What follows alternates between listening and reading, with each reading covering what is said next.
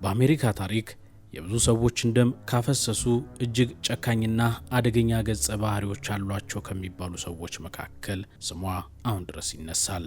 በአሜሪካ የሴት ነፍሰ ገዳዮች ታሪክ ውስጥ ወደር የሌላት እጅግ አደገኛ ነፍሰ ገዳይ ሴት ተብላ በመንግስት ማህደርም ተመዝግባለች።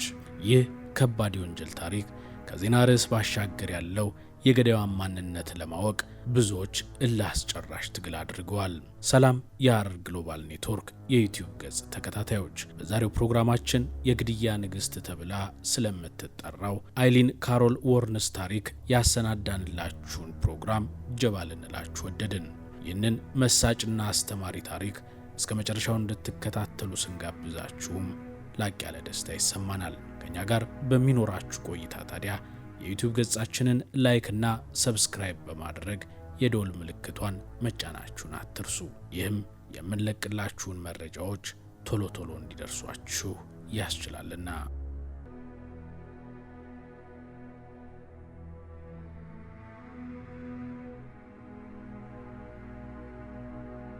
በሞቃታማዋ የአሜሪካ ፍሎሪዳ ግዛት ከጠራራው ፀሐይ ስር ከመኪና በቀር ሰው አልባ በሆኑት በእነዚያ ሰፋፊ ጎዳናዎች ዘንድ የአንዲት ሴት አሳዛኝ የህይወት መጨረሻ ታሪክ ማስታወሻ ተመዝግቦ ይነሳል። ይቺ በአንድ በኩል ጨካኝ፣ በሌላ በኩል ሚስኪን የሆነች ሴት አይሊን ካሮል ዎርንስ ትባላለች። ስሟ በታሪክ ማስታወሻዎች ላይ በተለይ ወንዶችን በመግደል በሚል ታትሞ ይገኛል። በሕግ አዋቂዎች ዘንድ ግን ራሷን መከላከል ያልቻለች፣ በፍትህ ዘንድ አቅመ ቢስ ሆና የቀረበች ሲሉ በሰብአዊነት ያነሷታል።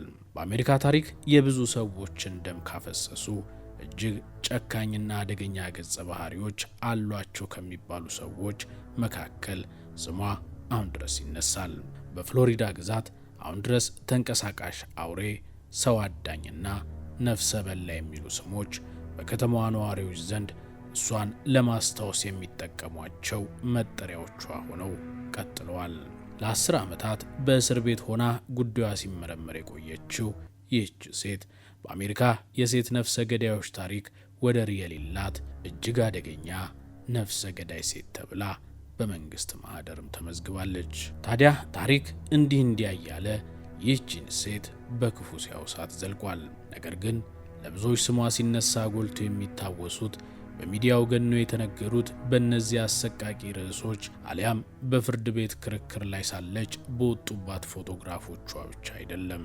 የሞት ፍርድ ተፈርዶባት ገዳይ መርዝ መርፌ ተሰጥቷት መሞቷም አይደለም።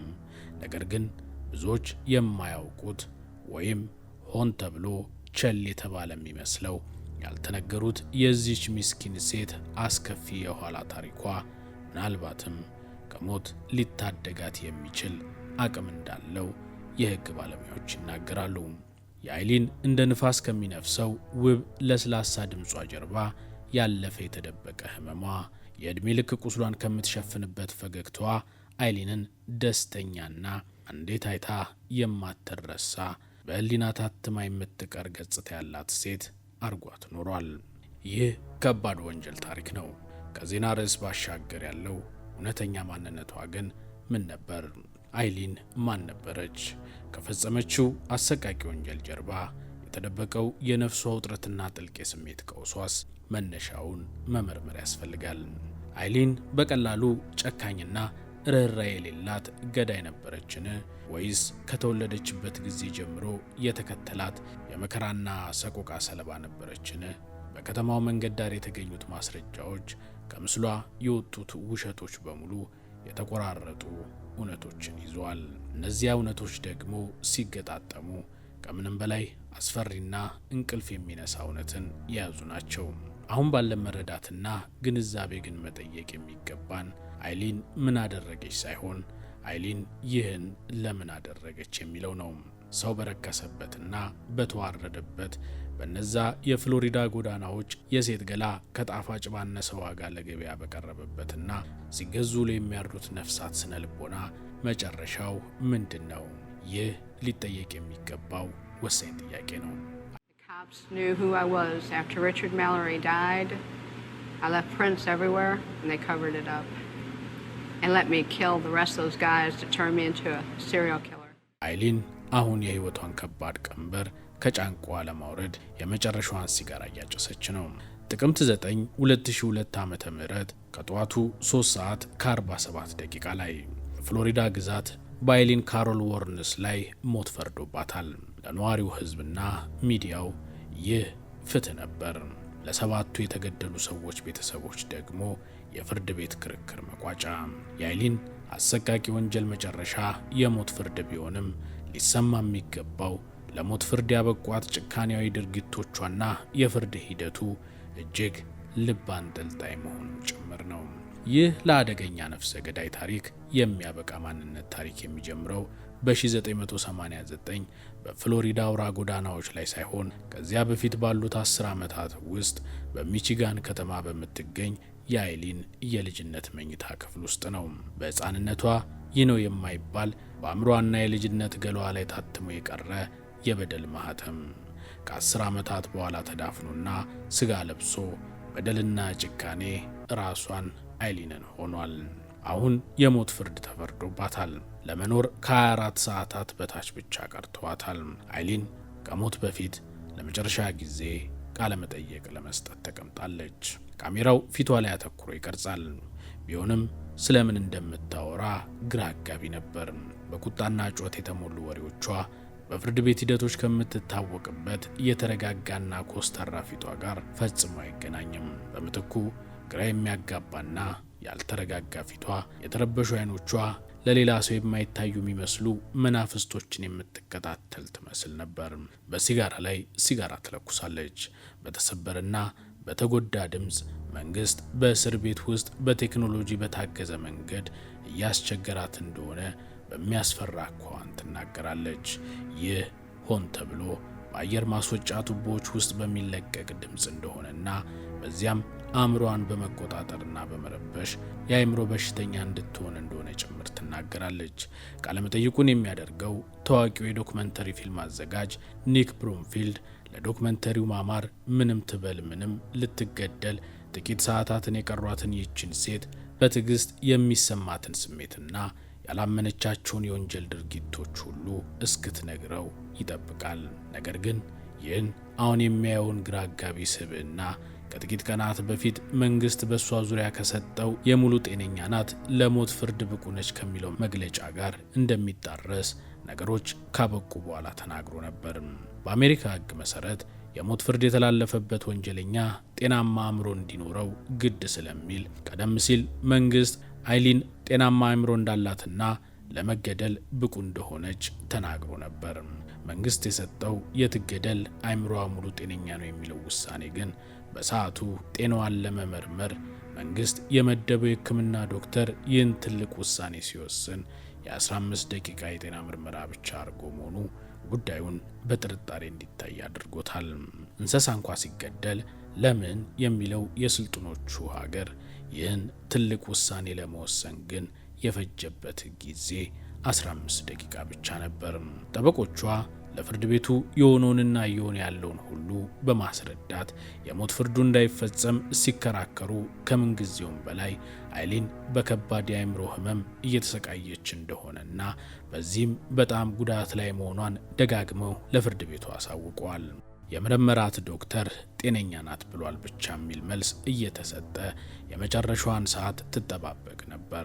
እዚህ ጋር አሁን ድረስ ጥርጣሬ ጥሎ ባለፈው በዚህ አስቸጋሪ የፍርድ ሂደት ወቅት እውነተኛዋን አይሊን ዎርንስን ጤና ከመረመረው ዶክተር ጀርባ ማን ነው ያለው? ሕጉን ብቻ ለማስፈጸም የሞከሩት የመንግስት ሐኪሞችስ እንዴት ርህራሄ ራቃቸው?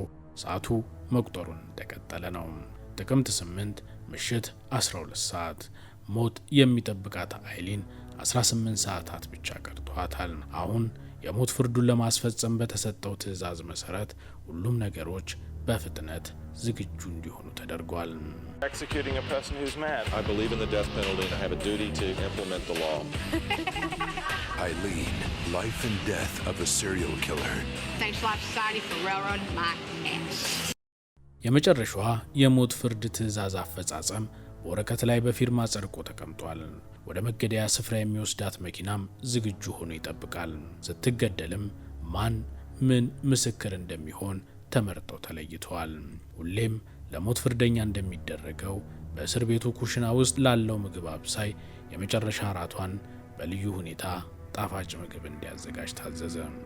ነገር ግን በእስር ቤቱ ቁጥር 103 ውስጥ የምትገኘው አይሊን ወርንስ ይህንን የመጨረሻ እራት አልተቀበለችውም። ምግቡን ሳትነካው ወደ በሩ ገፋ አድርጋው መለሰችው።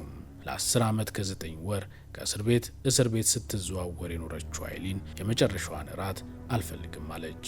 ሰዓቱ አሁንም ጉዞውን የቀጠሮ ሰዓት ወደ ሆነችው 9 ሰዓት ከ47 ደቂቃ መቁጠሩን እንደቀጠለ ነው። የ46 ዓመቷ አይሊን ካሮን የካቲት 29 ቀን 1956 ዓ.ም በሚቺጋን ግዛት ሮችስተር በምትባል ከተማ ተወለደች። የተወለደችበት ቀን እንኳን ያልተለመደ ነበር።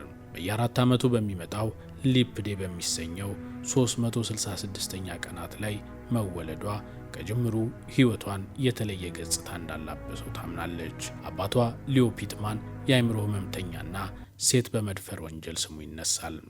አይሊን አባቷን በሕይወቷ አላየችውም። ገና ሕፃን ሳለች ነበር በዚሁ የመደፈር ወንጀል በታሰረበት እስር ቤት ራሱን አንቆ ሕይወቱን ያጠፋው። እናቷ ዲያን ገና በወጣትነት ዕድሜዋ አይሊንንና ታላቅ ወንድሟን ኪትን ከባሏ እስር በኋላ ጥላቸው ሄደች። ልጆቹ ላውሪና ብሪታ ወርንስ በሚባሉ አያቶቻቸው እንክብካቤ ስር እንዲያድጉ ተደረገ። ነገር ግን እናታቸው እህታቸው እንደሆነች ነበር የተነገራቸው፣ አያቶቻቸው ደግሞ ወላጆቻቸው። በዚህም በሐሰት ማንነት ላይ የተመሰረተ ቤተሰብ ተፈጠረ።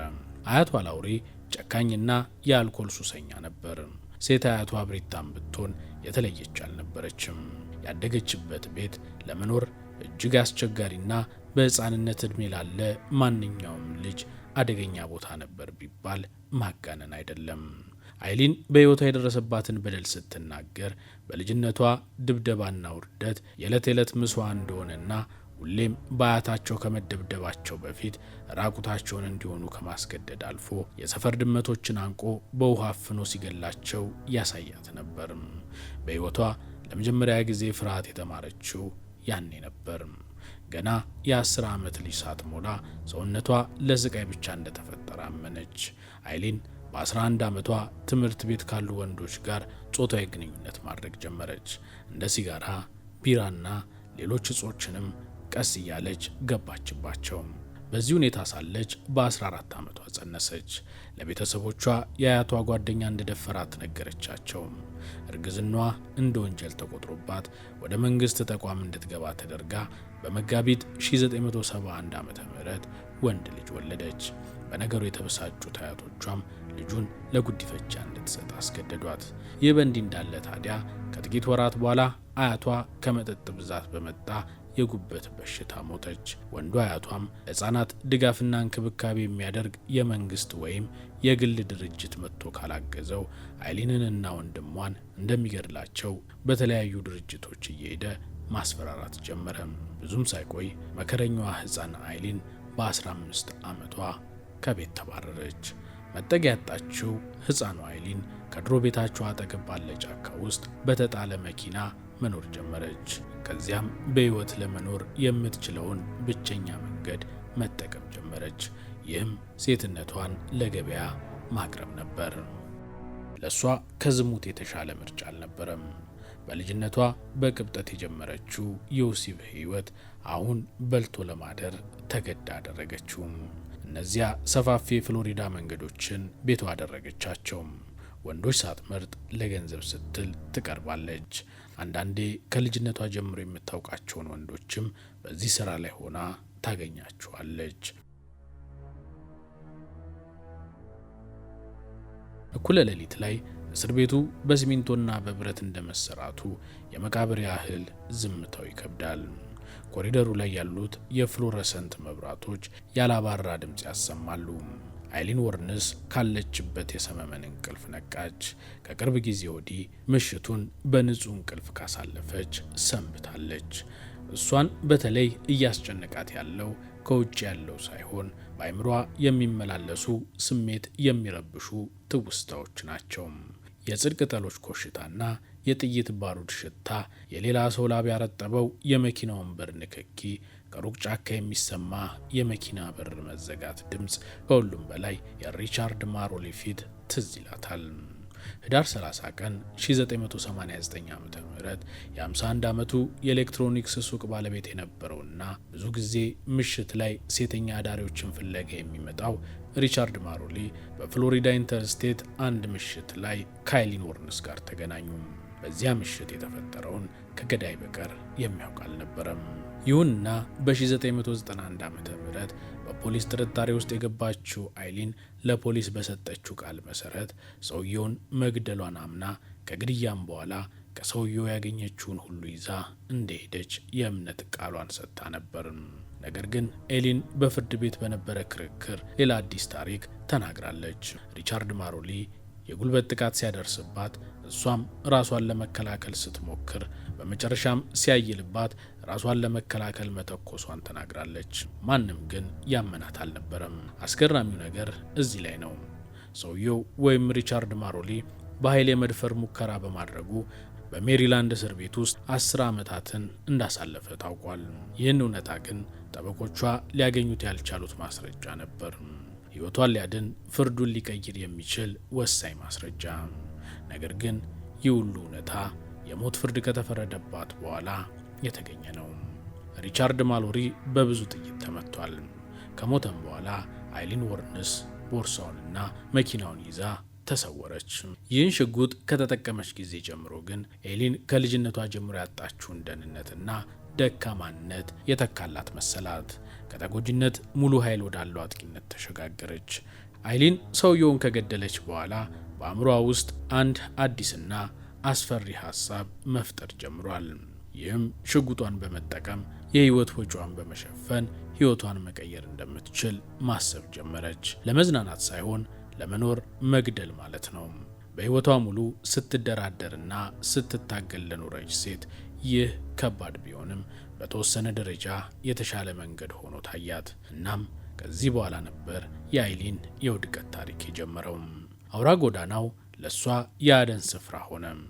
በሰኔ 1990 በሲትረስ ካውንቲ ዴቪድ ስፒርስ ሞቶ ተገኘ። የ43 ዓመቱ ለፍቶ ኗሪው የግንባታ ሰራተኛ 6 ጊዜ በጥይት ተመቷል። በፓስኮ ካውንቲም ቻርልስ ካርስካዶን የተሰኘ ሰው እንዲሁ ተገሎ ተገኘ። የ40 ዓመቱ የሬዲዮ ቴክኒሽያን 9 ጊዜ በጥይት ተደብድቦ ተገኘ። ሌሎችም እንዲሁ። ትሮይ ቡሬስ፣ ቻርልስ ሃምፍሬይስ፣ ኤል ሜጀር በተመሳሳይ በጥይት ተመተው የሞቱ ናቸው። በልዩ ሁኔታ ግን ፒተር ሲምስ የተባለው ሟች አስክሬኑ አልተገኘም። በጠቅላላው 7 ሰዎች ማለት ነው። ሁሉም በመካከለኛ ዕድሜ ያሉ፣ ሁሉም በአንድ አይነት ካሊበር ሽጉጥ የተገደሉ ናቸው። እያንዳንዳቸው ያልተነገሩ ብዙ አስደሳችና አሳዛኝ የሆኑ የየራሳቸው የቤተሰባቸውና ምናልባትም የፍቅር የሚስትና የልጆች ታሪኮች አሏቸው።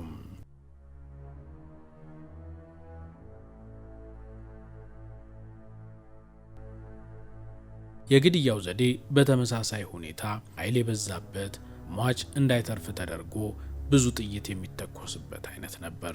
የስነ ልቦና ባለሙያዎች የአይሊን ወርንስ አይነት ድርጊት ቦርደር ላይን ፐርሶናሊቲ ዲስኦርደር ዋና ምልክት አድርገው ይቆጥሩታል። ይህም ከፍተኛ የመተው ፍርሃት የሚፈጥር ሲሆን በሰዎች ላለመተው የፈለገውን መስዋዕትነት ያስከፍላል። በልጅነቷ በወላጅ እናቷ የተተወችው አይሊን አሁን ደግሞ በፍቅር አጋሯ መተውን ትፈራለች። ለዚህ የፍቅር ህይወቷ ሲባል በአንድ ዓመት ውስጥ ለደስታና ለፍስሐ 7 ወንዶች ተገለው ተዘርፈዋል። አይሊን ዛሬም የመጨረሻዋን ቁርስ አልተቀበለችም። አሁን ሰዓቱ ከጠዋቱ 2 ሰዓት ከ17 ደቂቃ ሆኗል። ከመገደሏ በፊት የመጨረሻዎቹ የሰውነት ምርመራ ተደርጎላት የሞት ኬሚካሎች ተዘጋጅተው ምስክሮችም ቦታቸውን ይዘዋል። የእያንዳንዷ የሰከንድ ድምፅ ጎልቶ ይሰማታል። የሚጠበቀው ሰዓት ከዚህ በኋላ 1 ሰዓት እንኳ አይሞላም። እስር ቤቱም ጸጥ ብሏል። በክፍሏ ውስጥ አይሊን ወርንስ ሌላኛውን መዘዘኛ ምሽት በአይምሯ እያስታወሰች ነው።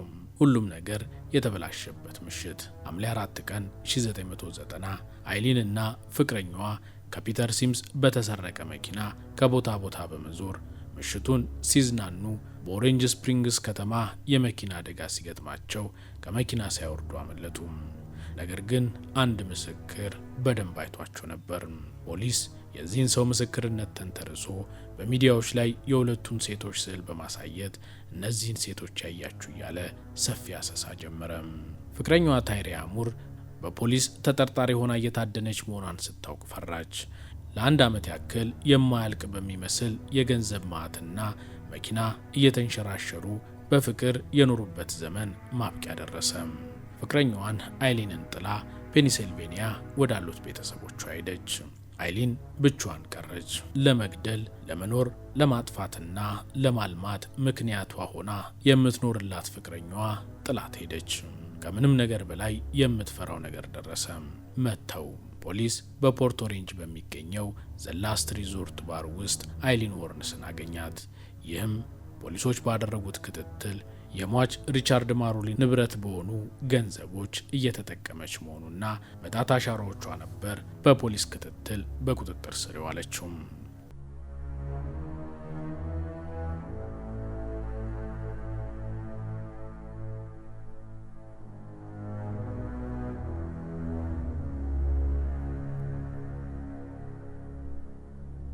በፖሊስ ዘንድ ይህ የመጀመሪያ እርምጃ ነው። ዋናውና ቀጣዩ አስተማማኝ ማስረጃ ማዘጋጀት ነው። ለዚህም ፖሊስ መላ ዘየደ።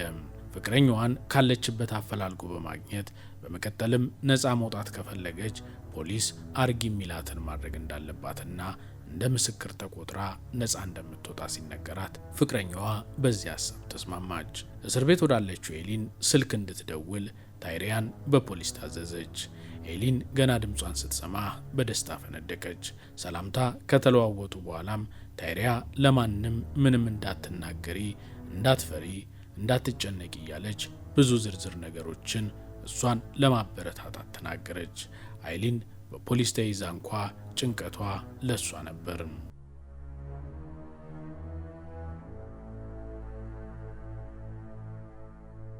በመጨረሻም የስልክ ንግግሩን እየቀዱ የነበሩት በዙሪያ የነበሩ ፖሊሶች አሁን ለፍርድ ቤት የሚሆን በቂ ማስረጃ በማግኘታቸው ተደስተዋል።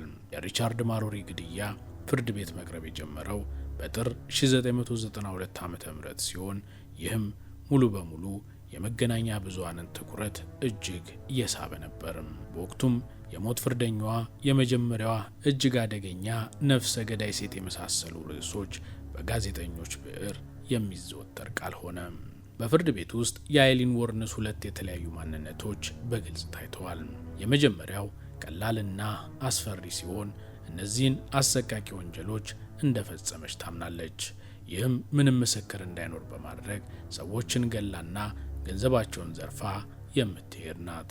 በዚህ የእሷ የእምነት ክህደት ቃል ላይ የፖሊስ ማስረጃ ጠንካራ ሆኖ ቀርቧል።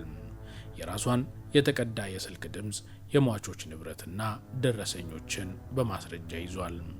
የሁለተኛው ማንነቷ ደግሞ የተለየ ነው። ከልጅነቷ ጀምሮ በብዙ ስቃይ ያደገች መሆኗ የተከላካይ ጠበቆች ስለ አሳዛኝ የልጅነት ጥቃት ሰለባነቷና ስለመተው እንዲሁም አይሊን በአእምሮ ጤና ችግር ቦርደርላይን ፐርሶናሊቲ ዲስኦርደር እንደምትሰቃይ ያብራሩ። የእሷን ተጎጂነት በብዙ መንገዶች አብራርቶ አስቀመጡ። ፍርድ ቤቱ ግን አይሊንን ጥፋተኛ ሲል ፍርድ ሰጠ። ፍርዱ በሚነበብበት ጊዜም አይሊን እጅግ በጣም በመጮህ ንጹህ ነኝ፣ ተደፍር ያለው በማለት ብትጮህም ዳኞቹ ሞትን ፈረዱባት። A raped woman got executed. በመጨረሻም አይሊን ከጠዋቱ 3 ሰዓት ከ47 ደቂቃ ላይ የሞት ፍርዷን ተቀበለች።